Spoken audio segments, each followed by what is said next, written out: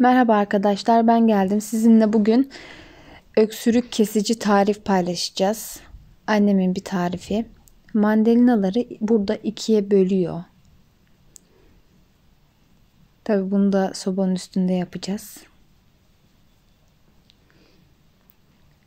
Mandalinaları burada ikiye böldükten sonra üstlerine yarım yemek kaşığı şeker dökecek.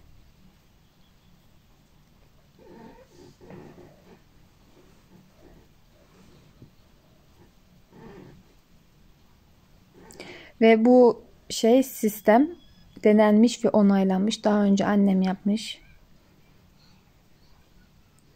Öksürüğü gerçekten kesiyor yani.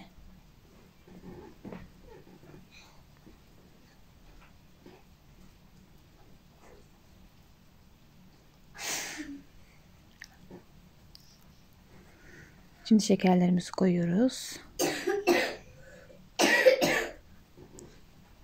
Tabii arkada da oğlum öksürüyor. Onun için yaptık bu şeyi.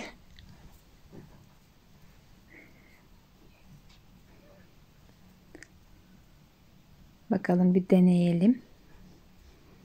Oğlum gerçekten çok öksürüyor. Eğer bunu yedikten sonra öksürmezse gerçekten onaylanmıştır bu. Burada da sobanın üstüne koyduk. Yarım, yani mandalinaların yarısına gelecek kadar su koyuyoruz. Ondan sonra da pişiriyoruz.